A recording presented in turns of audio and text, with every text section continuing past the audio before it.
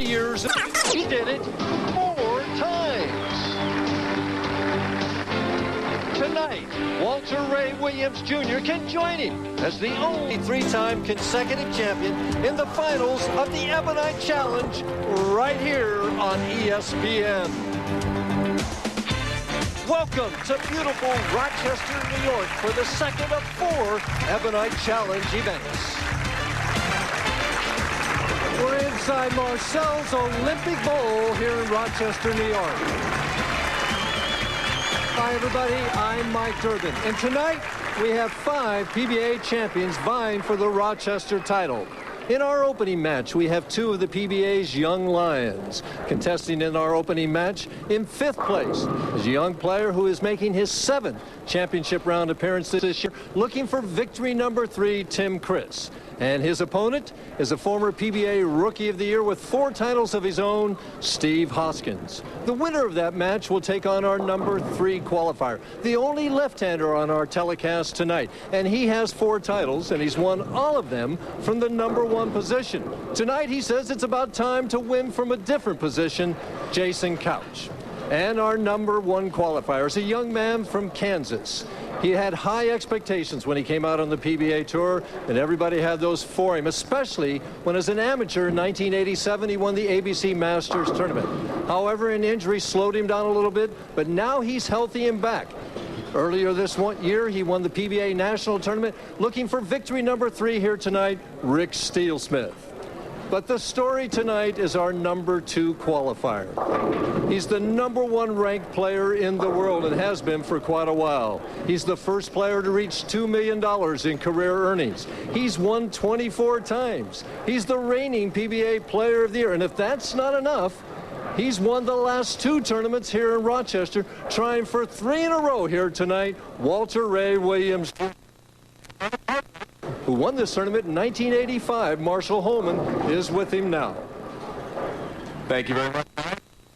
Do you feel it's more important for you to win this tournament, to win the 3rd in the row, or to build some distance on the Bowler of the Year race, or is this just another event for Walter Ray Williams Jr.? Well, it's not just another event. It's really fun to come back to a tournament I've won the last 2 times. That it would really be an honor to get a 3rd title here in a row, to tie the great Earl Anthony and one of the records he's the only one that has. But also, I think I need to win at least 1 or 2 more tournaments to lock up that Player of the Year. It's an awful close race this year. All right, Walter. Well, Walter seems focused, and we got 2 focused players going right now, Tim Criss and Steve Hoskins.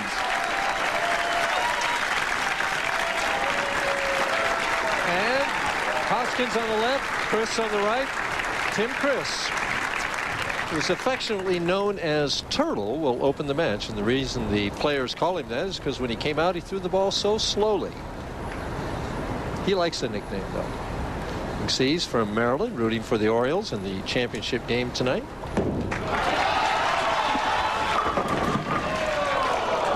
Well, he shreds the rack, but doesn't get the 7-pin out. And Marshall, that was the type of hit. Sometimes both the 7 and the 10 are there. Well, it certainly could be. It's a shot that the bowlers expect to carry, Mike. That light hit, when the ball comes in from that severe angle, he expected 10 there, but he'll get up and make this spare. As you can see, with a 220 average, fairly good scores this week. Cross lane at the 7-pin. Has it dead flush.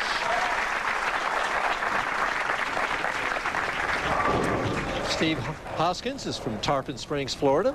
He's 5'5", 185 pounds. Won his first title back in 1993 in Grand Prairie, Texas. And if you like to watch the ball hook, you're going to love Steve Hoskins. Well, that one hooked a little bit too much, Marsh. Maybe a little bit tentative, didn't quite get the ball far enough to the right, leaves himself the difficult 4, 6, 7, 10, and he'll switch balls and just try and get 2 of them, being very early in the match. Hard and straight at the 6-10. Sends it over by the 4-7, but didn't get it. And we'll take a look at Steve Hoskins, a powerful player, very deliberate in his approach, heel toe with his footwork. Very high backswing, develops a lot of power through the release, really pulls up hard with that wrist. Unfortunately, went right through the heart for the big split.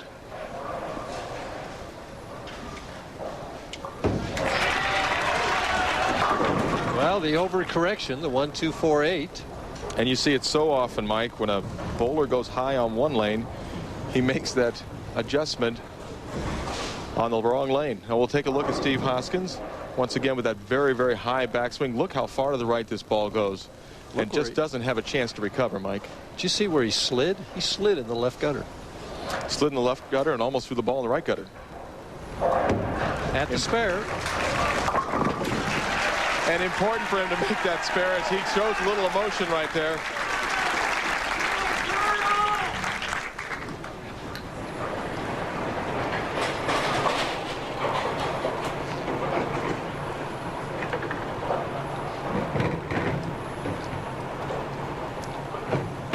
Tim Criss, second frame. And as Steve Hoskins did on this lane, he goes high, leaves only the 3-6-10.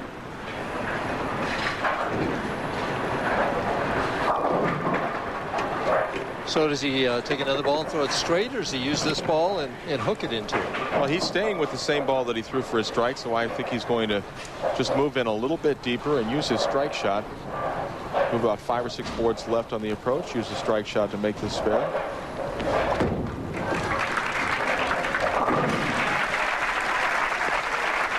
No trouble with the spare. Rochester, we've been here at Marcel's Olympic Bowl for 13 years, and we could see some of the past champions. In 1985, I see a familiar name. Who is that guy on the bottom? And even before that, or after that, right, we see David Ozio, Norm Duke, and of course Walter Ray's just taken over the last 2 years, and maybe this year also. Trying for 3 in a row. And right now, Tim Criss trying for 1 in a row.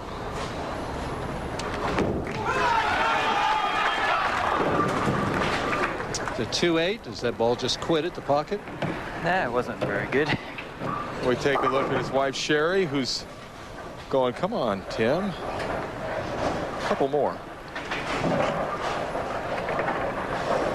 And Sherry helps in the PBA press room every week. The wife's contributing out here, probably picking up a couple extra dollars along the way. Well, it's nice to have her helping us out, and it certainly does give her something to do besides just the constant watching of the bowling. No trouble with the 2-8. Tim Criss leads by 7 pins. Steve Hoskins steps up on lane 34 in the 3rd frame. And with even that tough start that Steve Hoskins has gotten off to, he really finds himself in a fairly good position. Only down 7 pins. Has a chance to strike here in the 3rd and 4th frame. Take a 3-pin advantage.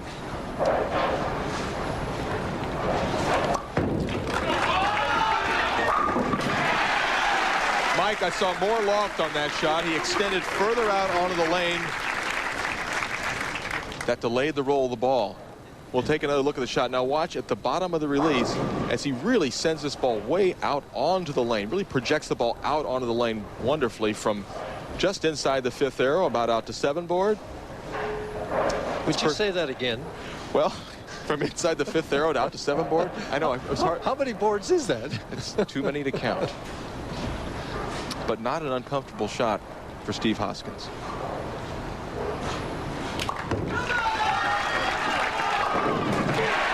Hoskins with 2 in a row.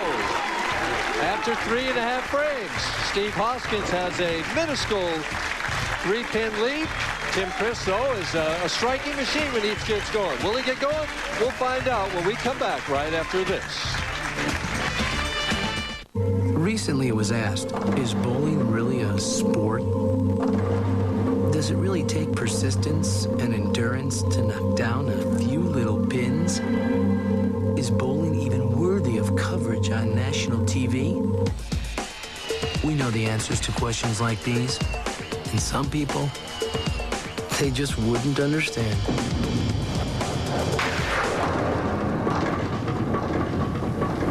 Rochester Ebonite Challenge are being brought to you by Certs. Certs for great taste and fresh breath. Only Certs is 2 mints in 1. And by Ebonite, full to win. Be sure to visit our website at www.ebonite.com. Tim Criss trailing by 3 pins in the 4th frame on lane 34 here at Marcel's Olympic Bowl. And a little better shot out of commercial. Well, no problem. You know, maybe that little bit of a break was good for Tim Criss. He really wasn't very settled down in the first 3 frames, but a couple of minutes to relax. And a little timeout there, huh? A little timeout. Made a great shot in the 4th frame. Now it's Tim's turn to try and take a 7-pin lead right back again with a strike here in the 5th frame. And the scoreboard tells the story right there.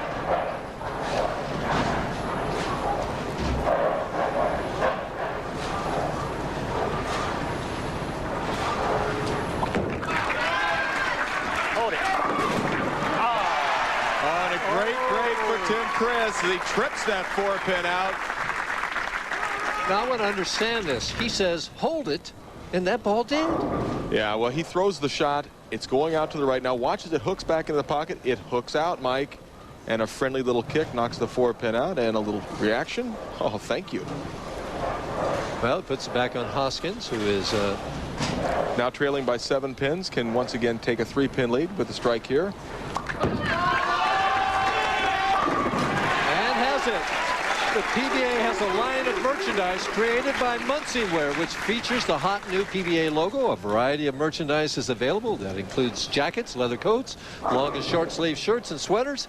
They can be purchased at any PBA tournament site or by calling 1-800-PBA-TOUR, T-O-U-R. And on each of the last 3 strikes for Steve Hoskins, he has really projected the ball further down the lane, delaying the roll, letting the ball have a chance to stay in pocket. And he's done that just by loft? He's done that exclusively by loft. As you see, he defeated Tim Criss 2 times in match play. Wants one more shot at him.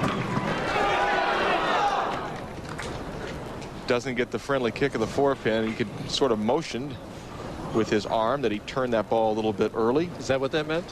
I really think it is. He got over the ball just a little too soon, made the ball hook a little early, leaving the 4-pin. Changes balls, very hard and straight. Wasn't always known as a great spare shooter, Mike, but he's worked on that aspect of his game, and in the last couple of years, much better. Well, boy, with a strike ball like that, if he improves his spare game, the scores are going to go way up, it seems like to me. That's the reason we're seeing him here this week. Tim Criss trailing by 2 pins.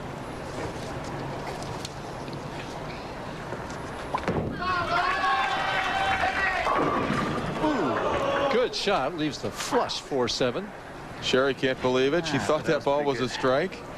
As we heard Tim say, that was a good shot.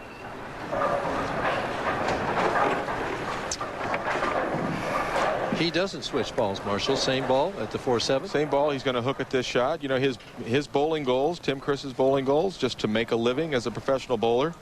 And with just shy of $100,000 this year, doing a very good job of that. At the 4-7. He's so much more confident now. I asked him how that's helped him. Well, I think, Mike, it's basically when I'm not on top of my game mechanically, I don't make a lot of changes. I just kind of go with my confidence and maybe shoot a 200 where instead of fooling with my game and shooting 170. So maybe for a couple games I might not be on top of my game, but I can shoot the 200 and then maybe find my timing later and shoot some big games.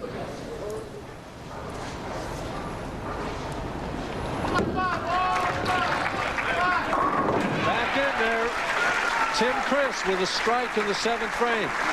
He trails by 4 pins as we have a very tight, exciting match. Will be determined at the end here. Who's going to win? We'll find out when we come back after this. Match of the Ebonite Challenge here at Rochester. Steve Hoskins is in the 7th frame, leading by 4 pins, working on a spare.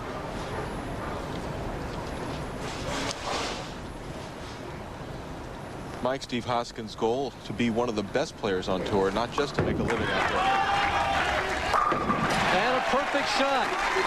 I asked him if he strives for consistency or just takes advantage of his shot when it comes up. A little both. Kind of depends how you're bowling. Last couple of weeks I've been extremely consistent.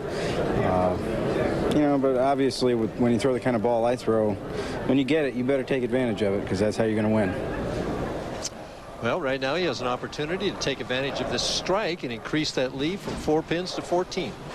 Very important shot, as I'm sure his wife Lindsay and his 2 children, his daughter, or his wife Lisa, his children Lindsay and Ryan, at home rooting for Dad would like to see him double up here in the 8th frame.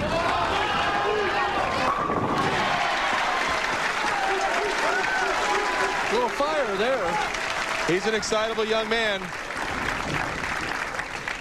We'll take a look at just a beautiful position at the bottom of the swing. Everything comes together for a lot of power, good lift wrist.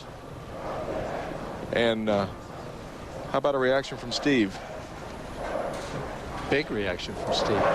Tim now needs one of his own as he trails by 14 in the 8th frame. Well, both players have settled down. We've seen a lot of shots in the pocket in the latter part of this game.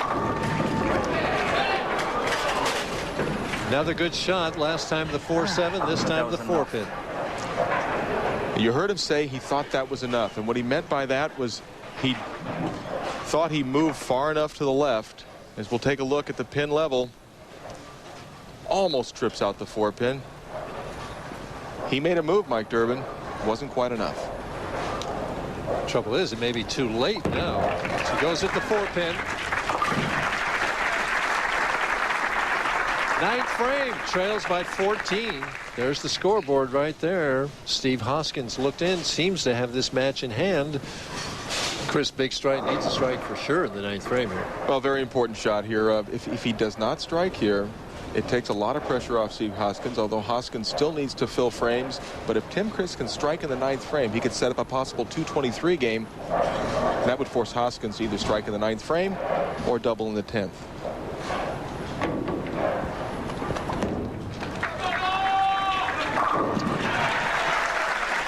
Well, he's got it figured out now on that lane anyway.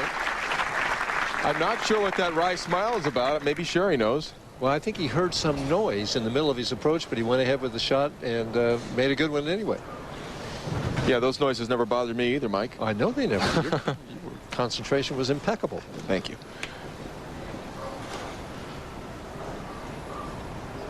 Hoskins taking a little extra time here.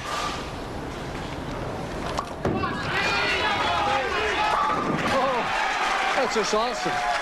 And you see the sign, Hoskins is my hero, and if he keeps throwing the shots like that, he'll be everybody's hero.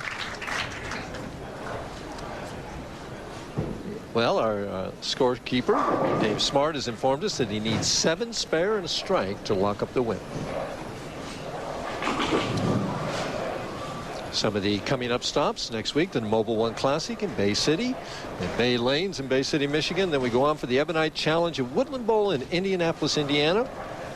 And then we have the Ebonite Challenge at Pin Boys of Western Branch in Chesapeake, Michigan, and the Bear Brunswick Touring Players Championship to finish out our fall segment.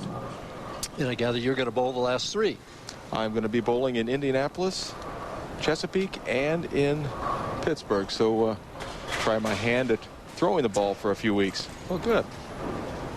Right now, Steve Hoskins is going to try his hand at throwing one more strike and cement the first victory.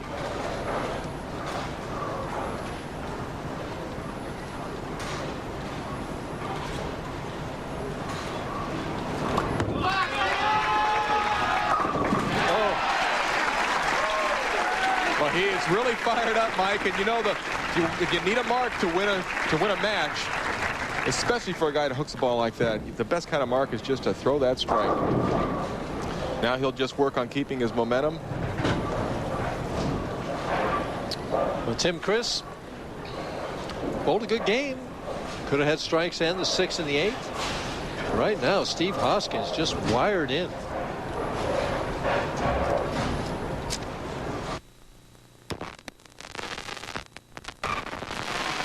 And ever since he started walking the ball further out off the lane, it's really settled his ball pattern down and kept him in the left pocket.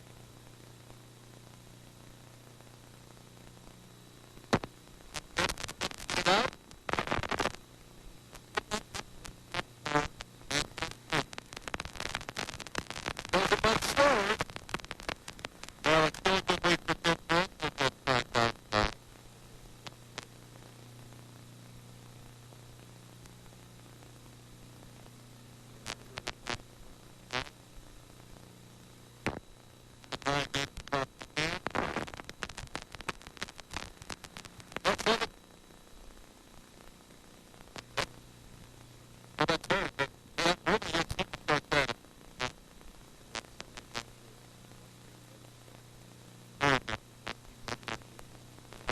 Roy Williams now with, I think this could be his 13th.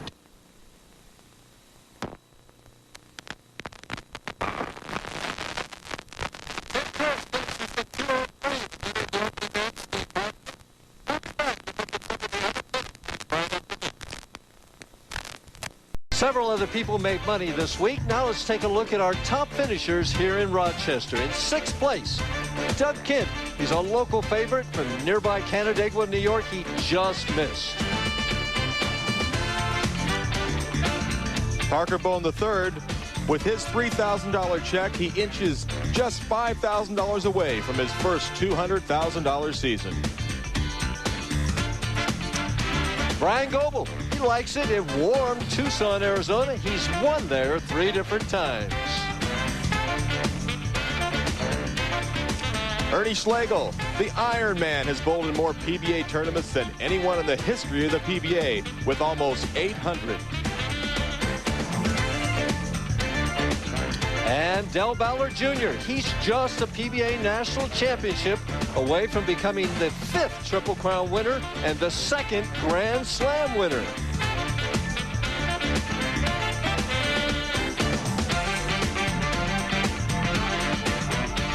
Is defeating Tim Criss 247 to 203. Now he moves on to take on Jason Couch, the only left-hander here tonight.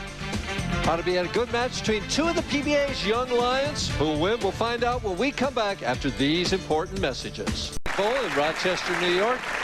Great bowling fans up here in New York. And 2 great players here on the PBA Tour. I don't know which one hooks it the most, Hoskins or Couch. They both cover the whole lane, but one from one side, one from the other side. They like to boom it.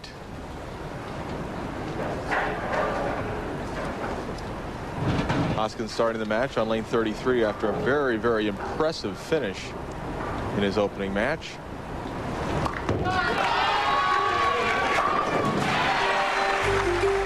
That was held. Well, staying with that good loft, he got that ball inside of his target a little bit, but it held and struck. Our first look at Jason Couch, and in Jason's last practice shot on this lane, Mike Durbin, he left a pocket 710. Well, you want to get rid of him in practice. Good idea. Jason from Clermont, Florida. No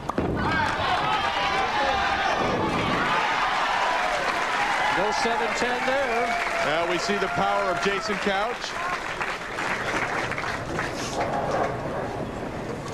Take a look at this very, very high backswing of Jason Couch from way inside, throwing the ball out to about the 2 board. Here it comes. Bang.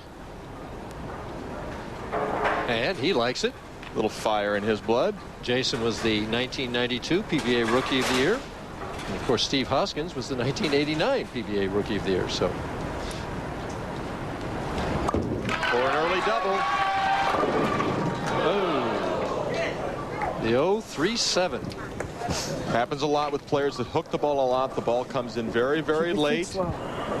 We'll take a look and watch this ball, Mike, as it comes in very late into the 1-2 pocket. Doesn't get up high enough. That big angle makes it possible to leave not only the 3-pin, but the 7 as well. Now he'll try and get this ball just to the right-hand side of the 3-pin, send it over into the 7. Probably didn't practice that in the practice balls, and it didn't hook as much as he thought it would. Now he anticipated that ball hooking more. This gives Steve Hoskins a very good opportunity. Sitting on the bench with the 12-pin lead, can extend to 22 with a strike here in the 2nd frame.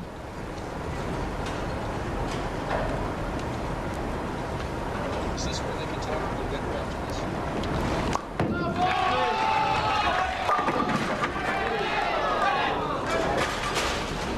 And Hoskins leaves the half 10-pin. Thought that ball had a good chance to strike. Really wanted to put a lot of pressure on him. Take another look at Steve Hoskins as he throws the ball well to the right. Look at the 6-pin. It just lays in the channel and does not get any messenger help for the 10-pin. He switches balls to go hard and straight. Important spare.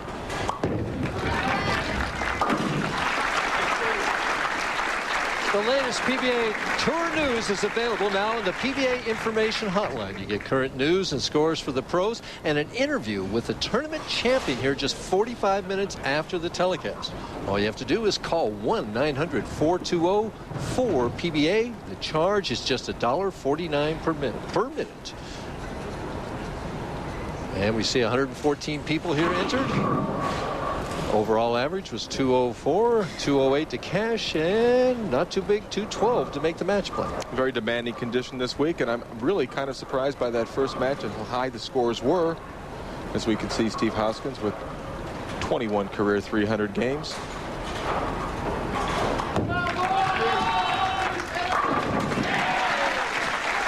That ball is just alive. Yeah, he looked very good in the early part of practice. Then he went through a little bit of problems as we got toward the telecast time. But he certainly has figured it out now, Mike.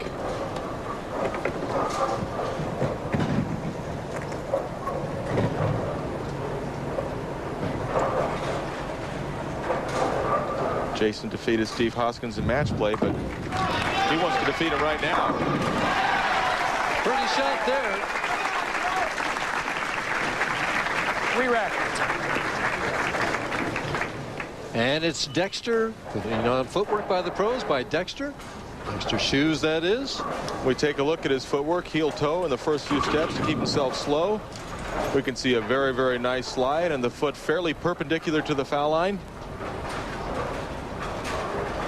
And we'll see what that good footwork can do for you. And having the right shoes is very important in this game. Especially with the way the approaches can be. They can sometimes be slippery or sometimes a little tacky, so certainly important. Yeah, baby. Oh! And he liked that one. You know, I think he thought this ball was going to be flush in the pocket. He's going, yeah, baby, right about now. Hooks a little bit high, gets a friendly kick, knocks the 6-pin down.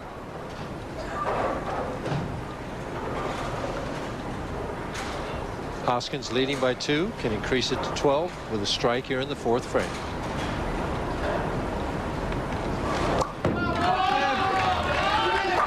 And perfect. Whew. Well, a nice looking shot for Steve Hoskins and a very confident shot. Really didn't run it out. Enjoyed.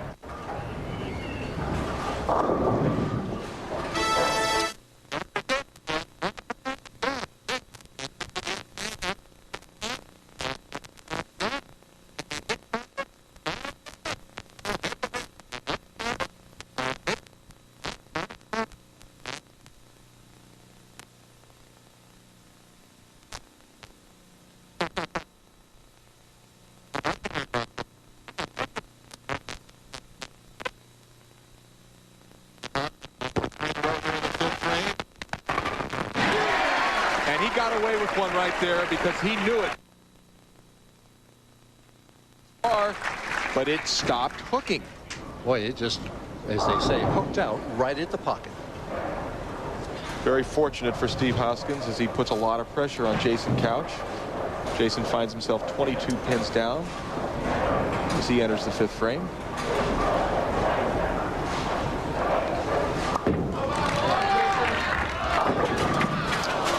Just didn't quite make it up. Leaves the 6-9. Not the easiest of spares here for a big hook bowler. No, it's certainly a lot of ways to miss this spare.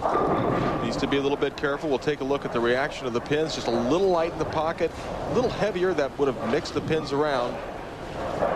But he leaves the 2 standing. At the spare. Important to stay in touch with Steve Hoskins by making this spare. Has it. He's dedicating this tournament to a very special person, and he tells us about it. Yeah, sponsor passed away on the break. We had a 3-month layoff here on the tour, and he passed away from cancer. He fought the battle for about 2 years. And Jewel, his wife, is sitting at home. This is for Billy tonight, Jewel. I love you both. Trailing by 24 pins, 6th frame.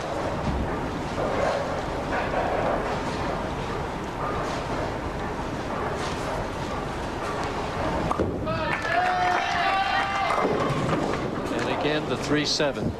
You know, and he really had the lanes wired in practice. I was watching him in practice, and all of a sudden his ball started going a little bit longer, As we can see once again on lane 33, the same lane he left the 3-7 on earlier, the ball going very wide. He's trusting it, but it just doesn't quite get back. And it's unusual for the left side to experience the carry down, but I believe that's exactly what's happening. Tries to convert the spare, but doesn't. Steve Hoskins seems to have this match well in hand as he leads by 37. We'll find out if Couch can come back after leading by 37, working on 3 strikes in a row. Match well in hand. If he doesn't do something perfect, absolutely perfect. Now it's up to 47-pin lead. Steve Hoskins, a very confident player when he gets it going. And, you know, I've seen him have tough weeks out here, and he shakes them off, forgets about them, and then goes about his business the following week. Well, if you're going to throw that big hook like that, you're going to get a lot of zeros up there, too, and you got to be able to shake those off. That's right. As we see Jason Couch a little bit disappointed right now, as he certainly should be disappointed. Steve Hoskins, as we can see, look at the high game 276, low game 157. Trying for 5 in a row.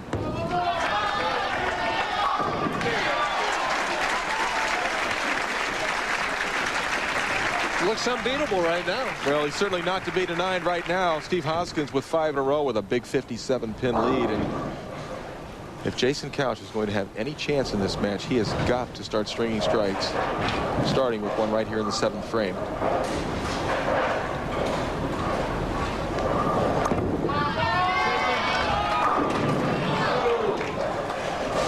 And there's his wife, Kelly, and she knows the situation right now.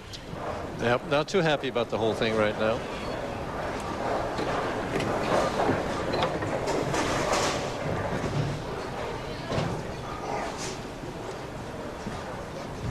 At the 7-pin, has it. The PBA has produced a limited edition Triple Crown print. 1,000 of these prints have been created, and each features the authentic signatures of the 4 Triple Crown winners. That's Hardwick, Petraglia, Weber, and Albee. These prints are $100 each and can be purchased through the PBA office. Again, these limited edition Triple Crown prints are $100 each. You can call 330-836-5568 for further information.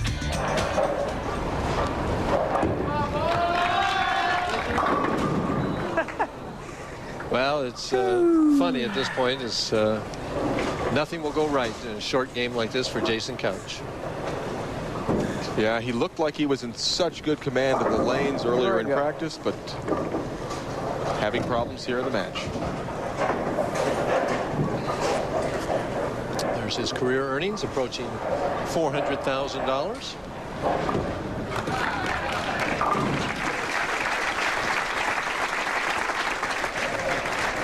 Right now, the story is Steve Hoskins working on, what, 5 in a row? And another comfortable match for Steve Hoskins. It's kind of nice to be going into the 8th frame and knowing that you really can't lose. Just getting wired up, maintain your rhythm for the next match. Well, he's got a tough player coming up. Who's that guy?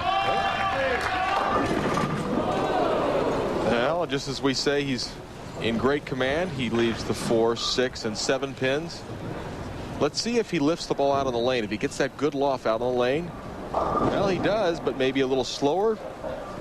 Hooks right through the heart. He is so far left that, boy. Is he going to make it? He almost picks it up, Mike. Bounces those pins out of the back. You don't want to make that when you're 50 pins ahead. Well, I think you want to make it anytime you can. Watch the 4-pin coming back out. It's going to get over there. It's going to touch it, but it's not going to touch it very hard. Well, now it's down to a 43-pin lead. Well, Steve says that's okay. The best Jason Couch can do is 202. Steve Hoskins right now 185 in the 5th, and he is starting to leak a little oil, but he's still in good shape. However, stranger things have happened. Well, Jason, if he gets 9 on this shot, he needs to get 9 on the next shot in the 10th frame. So he can actually go 9 out, 9 out, 9 out, and close out Jason Couch. Well, that's what he got, 9 out. He's not happy with it, but he's still in the commanding position. I bet you I know somebody who is happy right now, and that's Walter Ray Williams Jr., who's going to be bowling in this next match, saying, ah, Steve Hoskins isn't wired in.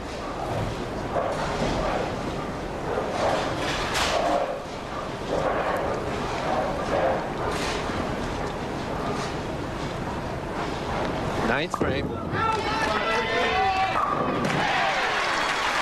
As we see the proprietor here at Marcel's Olympic Bowl, Marcel Fournier. And Marcel's mother passed away earlier this year in July. Simone, she was a great fan and an avid bowler, and she would always come to the tournaments, and she's going to be dearly missed. Especially by Marcel. There's the scoreboard right there. Hoskins opened the last 2 frames. The difference 32 pins. The best Jason can get is 202. That would at least make Steve show up for the 10th frame. Well, it certainly would, and it would make the match interesting. And I saw more than a few people throw 2 balls in this tournament and not get 8 pins.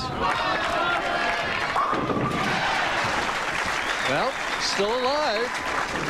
He's making it a little bit of a match out of it. Down by 22 pins right now.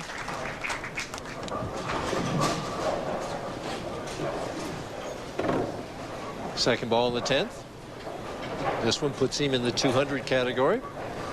You know, if Jason were to strike out and shoot 202, I'm wondering if Steve Hoskins would just get up and throw it hard and straight down the middle and just try and crumble him down.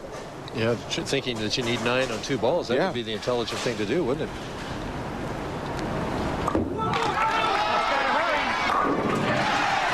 Well, it's amazing. 50-some pins just a couple of frames ago. And now it's down to 12. This shot, once again, very important. Steve is looking on going, I can't believe I opened 2 frames in a row. This match should have been over 10 minutes ago. Well, the thoughts going through his mind now, too, are certainly bringing up the opportunity or possibility of 3 opens in a row. He's got to be weighing what he needs to do. Probably depends on whether he strikes on the fill ball here. He's got to be a little bit nervous. Important shot. Needs to get them all. A little more speed. And a great finish from Jason Couch. Shoots 202. Down by 12 pins. Forces Steve Hoskins to show up in the 10th frame. As you can see, he needs 9 pins. He's standing left. I think he's going to hook it.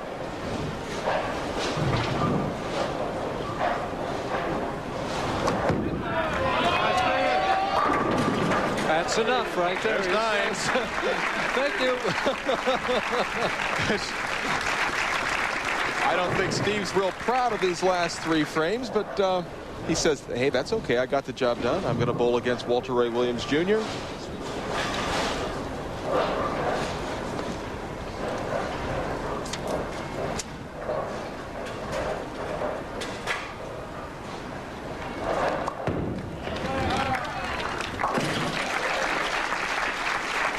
And Jason Couch will finish 4th. He'll take home $6,000 for his efforts.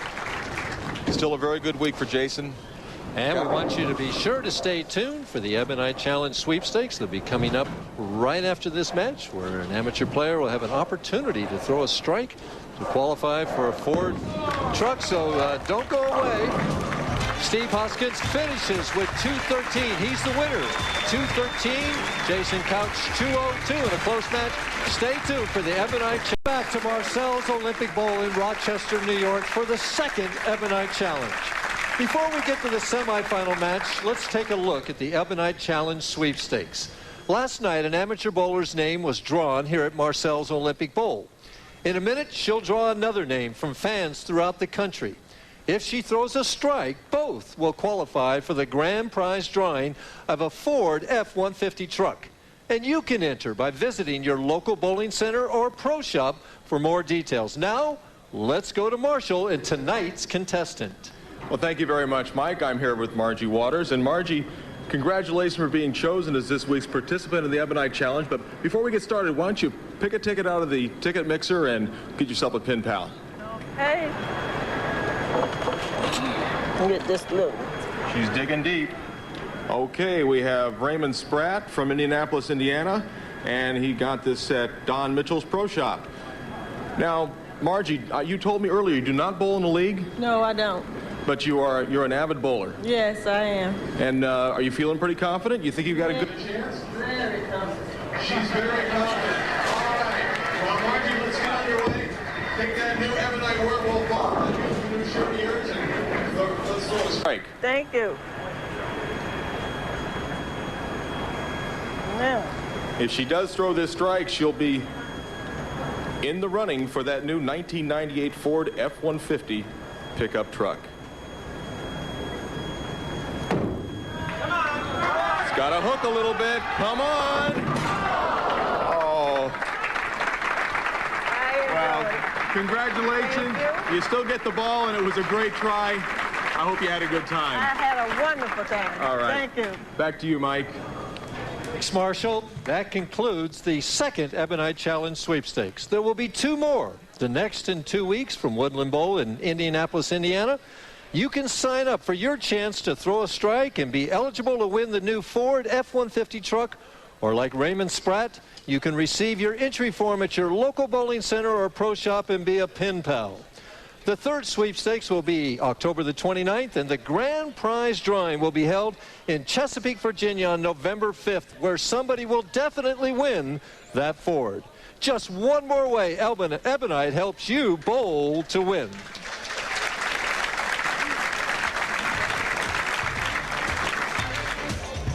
Match number 2, Steve Hoskins rolling right along, defeats Jason Couch 213 to 202. But in the next match, he's taken on the king, Walter Reyes, waiting in the wings to take on Steve Hoskins. Who's going to win? We'll find out when we come back after these important. The familiar style of Steve Hoskins, and watch this ball hook back into the pocket. Almost a ring in 10? Not really. 6-pin just clipped it going around. Just enough. Just enough. Taking a little extra time, trying to compose himself. Just wants to continue to do what he's been doing for the first 10 shots.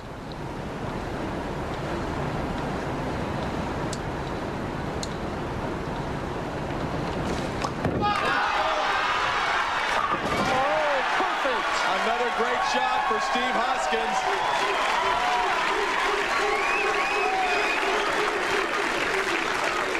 Boy, he's got this crowd in a frenzy. He's got me excited. The crowd really comes alive when the bowler gets the 11th one. Yeah. Well, here it is. He's got 11 in a row. He's won this match, beating Walter Ray Williams Jr., and now a chance at history.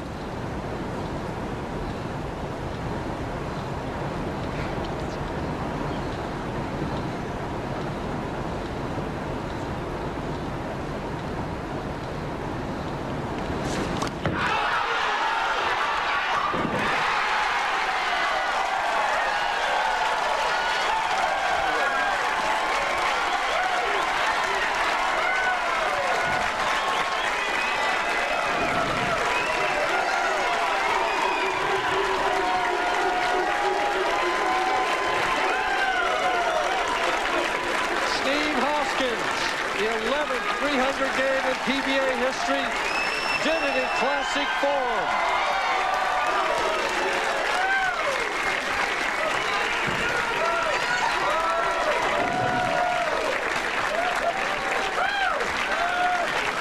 Deep inside, out onto the lane, as we've seen so many times tonight. Flush in the 1-3 pocket.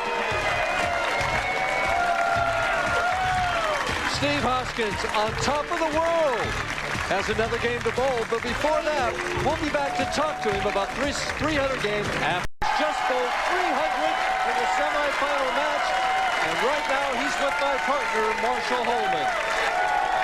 Steve, congratulations. You've done it. The 11th player in the history of the PBA to shoot a 300 game. How you feeling right now? Pretty damn sweet, I'll tell you that. All right. Well, we've got Kevin Shippey, the assistant commissioner of the PBA, and he's got a little bit of a check for you, Steve. Steve, on behalf of your fellow professionals, more than 3,000 PBA members, welcome to an exclusive club. Only 10 players in our 36-year history and spanning more than 6,000 games have accomplished this feat. It's an exclusive club indeed, and congratulations to you. A check for $10,000. Thank you. I just want to say one thing, and that's to my daughter, Lindsay. She got her wish. I'm coming home with a big check. All right, congratulations. We'll throw it back to Mike Durbin as Steve Hoskins shoots 300, and now he's got one more game to go. Well, what more can we do to top that? Don't go away. When we come back, we'll be with Championship Frame after New York. Now it's time for Championship Frame, and in the opening match, Steve Hoskins, who else, defeated Tim Criss 247 to 203. That was just the beginning. In match 2, he defeated Jason Couch 213 to 202, and that set us up for match 3, where he made PBA and bowling history. You tell us about it, Marshall. Well, Mike, here we go. This is the 12th shot. His chance to be the 11th player PBA history to shoot 300. There's that good projection. It's coming back. And he is in the history book. Take a look at this reaction. All 10 pins in the pit. He knows it's a good one. One time, he says, and one time it was. 12 in a row. Steve Hoskins, the 11th player to bowl 300 on national television in the PBA history. And, of course, couldn't have come against a greater opponent as he defeated Walter Ray Williams Jr. 300 to 234. Well, what can we do to top that? Rick Steelsmith says, I'm only interested in winning. So does Steve Hoskins. Who's going to win? We'll find out after this. Stay tuned. Match at Marcel's Olympic Bowl in the Ebonite Challenge here in Rochester. Well, the question that I have on my mind is, can Steve Hoskins put that behind him, regroup himself, refocus, and get back to business?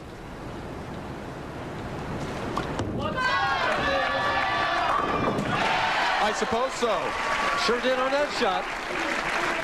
Interesting that in between matches there, he did not practice. He was simply sitting over there trying to get his thoughts back together. Well, I think he was trying to get his heart rate back together. Well, you have to do that too. Exactly right, Marshall. Because he had to be extraordinarily excited after that, as was certainly apparent by his reaction. Our first look at Rick Steelsmith, talented player from Wichita, Kansas. And a solid 10 right out of the gate. And there's Bill Supper, the Vice President of Sales of Ebonite International. And Bill wanted me to say hi to his wife for him, his wife, Joanne. She's going to be out of town for a couple of weeks. And Joanne, Bill says hi. Cross lane at the 10 pin. Rick has it. Of course, Rick Steelsmith was an All-American at Wichita State. He's won 5 FIQ titles. And he won the ABC Masters tournament as an amateur in 1987. But Mike, he was the quintessential can't-miss player who, unfortunately, earlier in his career had some problems with his shoulder, and it really took its toll on Rick. And in fact, it took him off the tour for a couple of years, but he's back and has been bowling very, very solid this year.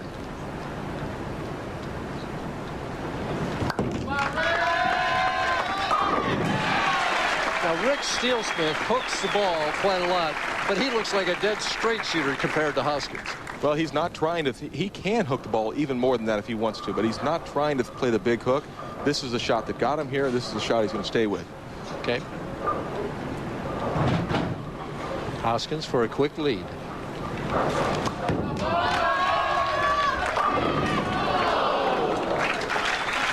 And there's the tournament chairperson, Joanne Fournier, as Steve Hoskins does something very unusual. He didn't strike.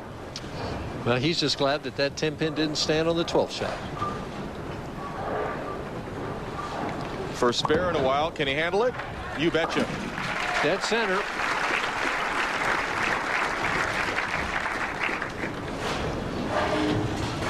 Well, even after 2 frames, the difference right now, Steelsmith working on a strike. Hoskins here in the 3rd frame working simply on a spare. I really think that spare in the 2nd frame for Steve will actually help settle him down even more.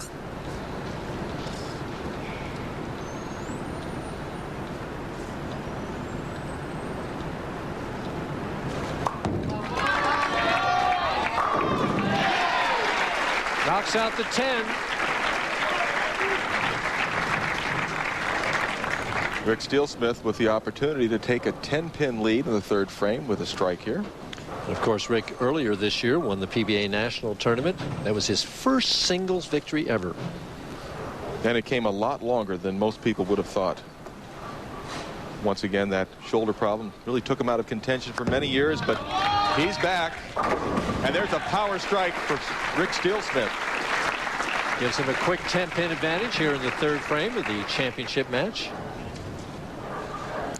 As we take a look at Rick Steelsmith, a 5-step approach, very solid, a little more than shoulder-high backswing, a good reach, nice lift, and watch the 5-pin. Ball takes care of it. All 10 pins are down. And Rick now using a 16-pound bowling ball, where for years he used 15. He went to the 15-pound ball because of the injury, but he has gone back to 16, and maybe that extra pound is what he needed to knock the 5-pin out on the last shot. That's got to slide. Well, that ball was thumb down when he let go of it. He knows it was a bad shot. Fortunate just to get the 9 pins. Thumb down meaning? Meaning he overturned the ball early. Got the ball into an early rotation, got the ball left of his target. Almost got away with it, getting a Brooklyn strike, but leaves a 6-pin and makes it. A little sigh of relief there. I don't think he threw the spare ball like he wanted to either. No, that was a little bit of excitement for a 6-pin. Right now, Hoskins can take a quick 1-pin lead if he can double here in the fourth frame.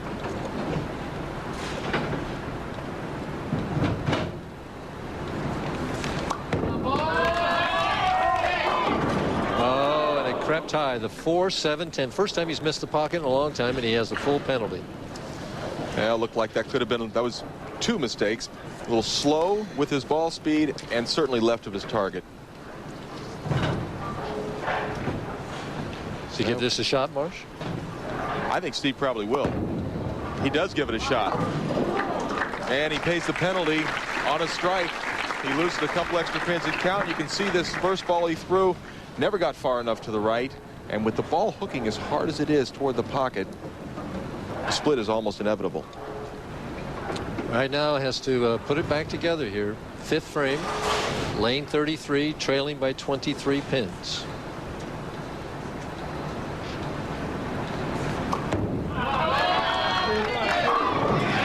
No trouble with that lane. Having a good time on the left lane, but the right lane giving him trouble now. Interesting, and he had a finish on that lane for the 300 game. And just went bang, bang, bang, no problem. Yeah, he did. They were perfect, all 3 of them. As you can see, Rick's best finish. He won the PBA National Championship earlier this year in Toledo, Ohio.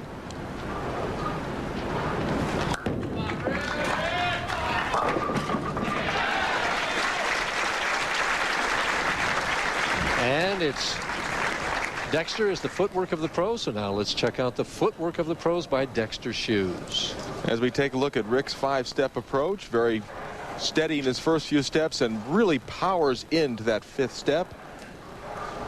Nice long slide too. Good reaction. Power strike, power approach.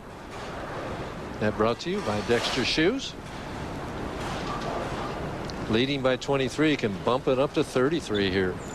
The biggest shot of the week for Rick Steelsmith. Really wants to climb on him here. Wow. And opens the door once again, coming in high in the left-hand lane. He thought that ball was going to hold pocket, and it didn't. Well, we'll take a look at this shot. Never gets far enough to the right. Now he's just hoping for a good break and really doesn't get one, leaving the 9-10. Needs to fit the ball right between the 9-pin and the 10-pin.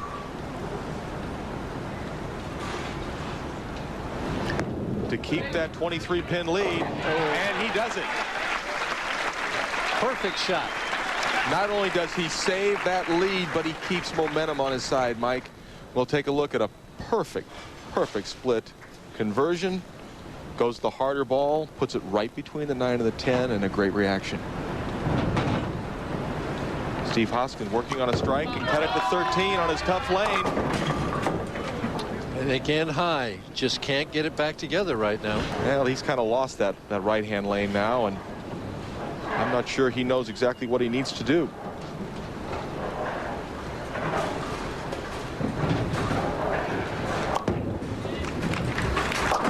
The PBA introduces their information hotline. That's the latest PBA Tour news is available.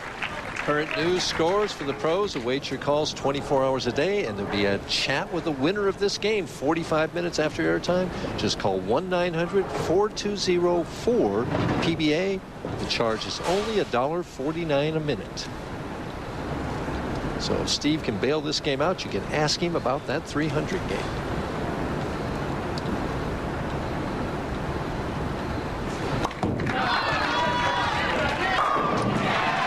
I think right now Steve Hoskins would just like to finish out the game on lane 33. He's still in this match, though.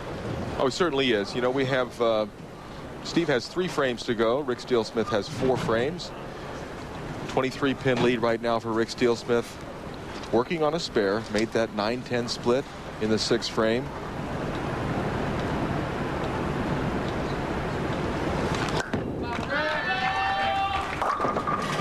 He's lost it on both lanes now. Again, well, high, and leaves only the 6 pin.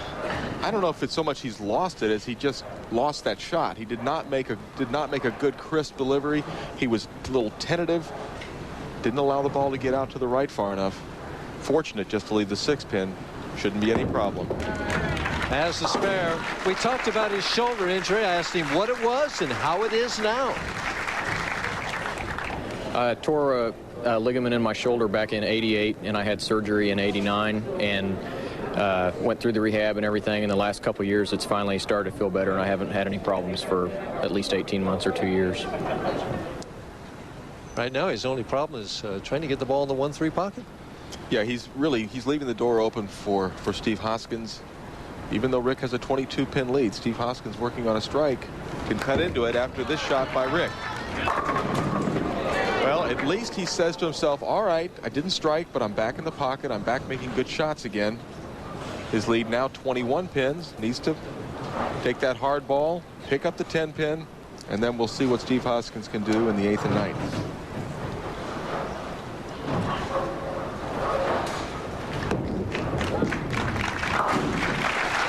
Hoskins, 8th frame, trailing by 21 pins. Now, this has been his tough lane this game, and he's going to have to finish on this lane also. So here we are in the 8th frame, a chance to cut the lead to 11. I'm pretty sure he's moved a little bit further left. You can see him drift left on the approach. Well to the right. That's it. So what are you thinking if you're Steelsmith right now? I'm a little nervous right now because you know Steve Hoskins can throw a lot of strikes in a row. He's proved that by his 300 game in the semifinals. See how calm he was on that shot, too? No real emotional reaction, but if he gets one here, it might be a little different story. Yeah, I think he might give it just a little more emotion if he is to get the strike here in the 9th frame. Not rushing himself.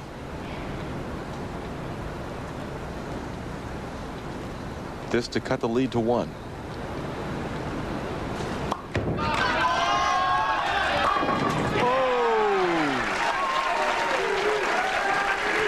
I think the emotion on that shot was the way he struck. Watch this ball as it goes well to the right. It comes back into the pocket.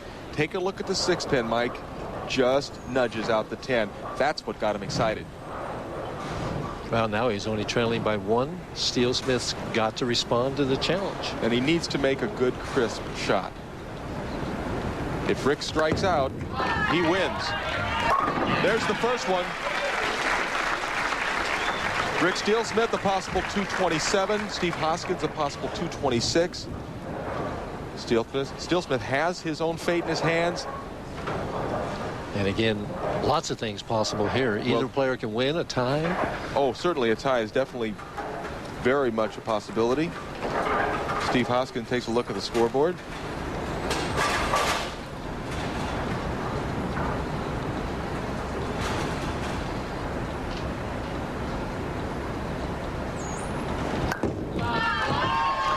Way right. He really trusted that ball. Probably his best shot of the match, Mike. Now watch how far to the right he gets this ball. He's moved in. He's really trusted it. He's letting his swing do the job. Boy, under pressure, you can't do it any better. Beautiful reaction. Right now, he's just hoping. He says, I know I threw it good. Will it strike?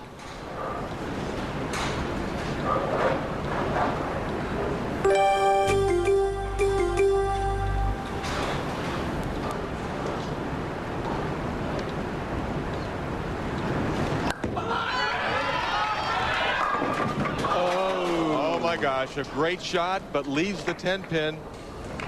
Well, if he makes it, there will be no tie. He makes this, it'll be 216. Will force Steve Hoskins to double in the 10th frame. Important spare. Well, here we go, Mike Durbin. Steve Hoskins needed 3 strikes in a row to shoot 300 last game. Now he needs 2 strikes in a row to be your Ebonite Challenge champion.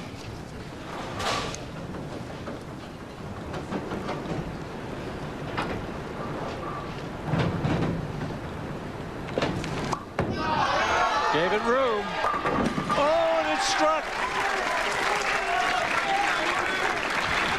And nothing Rick Steelsmith can do except sit there, and you hate to root against somebody, but I think in this position, he'd kind of like to see Steve not strike here. Well, it's amazing how they bowl 42 games all week. He's bowled 4 games on television here, all these spars and strikes, and it comes down 1 ball for the win. And I'll tell you what, I like his chances. He came through in the pressure last game for the 300 game. He's made the proper adjustment, moving further left on the approach, drifting further left. I think he'll strike. So does he. That's all hell. Well, he was fortunate. The reason he struck was he made the proper move left. He got further in on the oil. Even though he threw that ball left of his target, it held pocket. And Steve Hoskins, if he can just figure out a way to stay behind the line and get 1 pin, he's your champion.